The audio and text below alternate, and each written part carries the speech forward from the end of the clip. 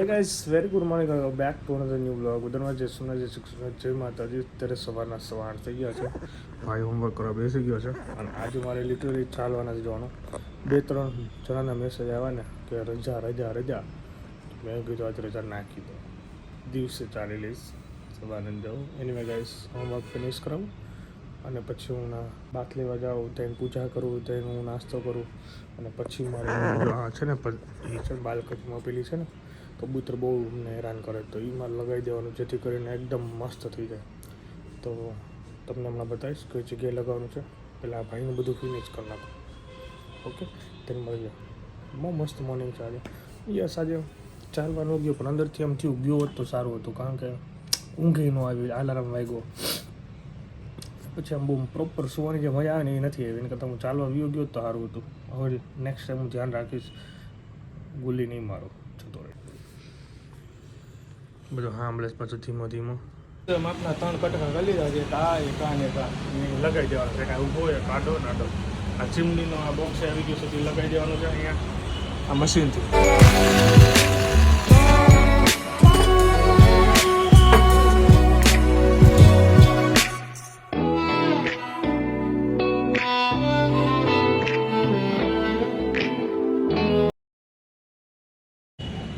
એક બેંકથી બીજી બેંકથી ત્રીજી બેંક, એમ ધક્કા કરતા ફાઇનલી ઓફિસ પહોંચી ગયો હતું. અને હવે આરામ કરવાનો છે. બ્લોગ એડિટ પાણી પીને એસી ઓન કરી બ્લોગ એડિટ કરવાનો છે.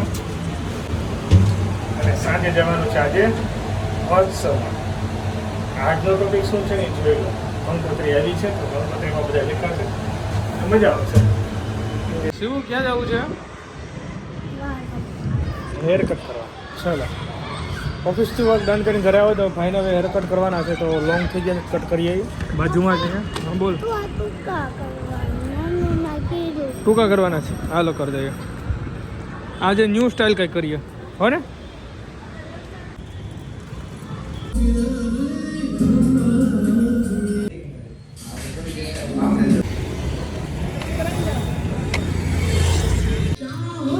હેર कट किया मस्त. वाह चकाचक. पीछे देखा ना पीछे. वाह आज शॉर्ट करने का लॉन्ग रखिए. वाह ब्लैक एंड ब्लैक. हाय આ રોડ ઉપર હમણાં બહુ ટ્રાફિક રહેશે, બિકોઝ અહીંયા અમારે માનવ ઉત્કર્ષ મહોત્સવ છે અપૂર્વ મુનિ સ્વામીનો. એનો આજે બીજો દિવસ છે, તો હું અહીંયા વેઇટ કરું છું મારા મામાનો. આજે છે પોઈન્ટમાં છે વારસ સાથે વિમર્શ. કાલે બહુ સારો પોઈન્ટ હતો, આજે તો મૂકવો નથી, આજે સાંભળી લેવું છે. આજે બીજો દિવસ છે, હવે આની પછી 3 દિવસ બાકી. ઓહો હાલો જવું છે, ચાલો વેઇટ કરું, બધા જાય છે.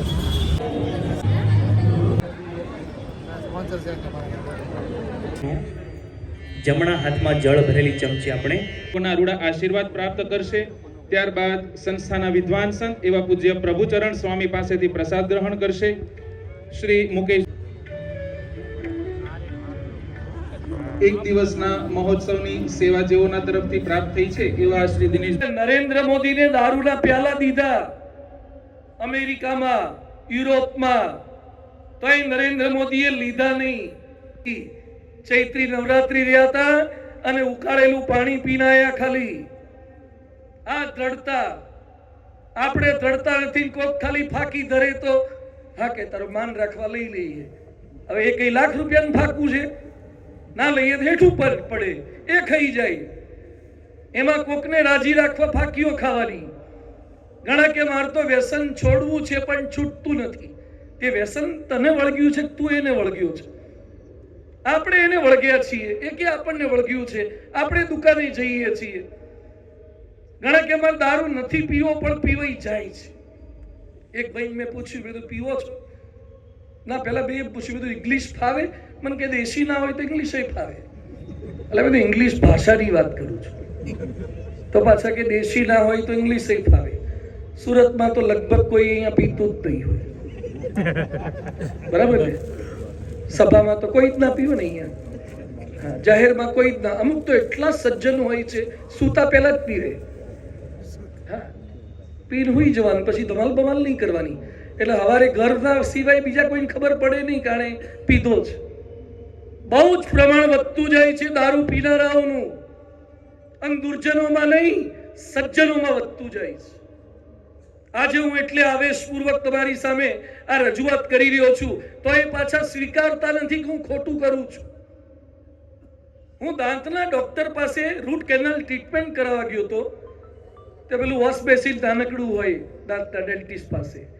તો મને કે સ્વામીજી હું રૂટ કેનાલ કરીશ એટલે થોડી સલાઈવા ને બ્લડ ને બધું આવશે, એટલે કોગળા કરવા હોય તો આમાં કરજો. સારું કરશું.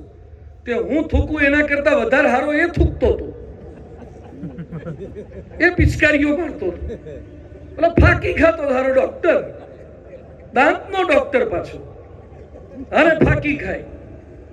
ફાકી ખાય એ ભાત પડે છે કે નહીં? એમડીએસ થઈ ગયો, ફાકી છોડ દે. હું કેન્સર હોસ્પિટલમાં ગયો, રાજકોટમાં કેન્સર હોસ્પિટલમાં, અને બધાને અહીંયા કાણું, અહીંયા કાણું, અહીંયા કાણું, બધા કાણા પાડી પાડીને ખોરાક નાખતા હતા ને આ કાપી નાખેલું ને આ કાપી નાખેલું.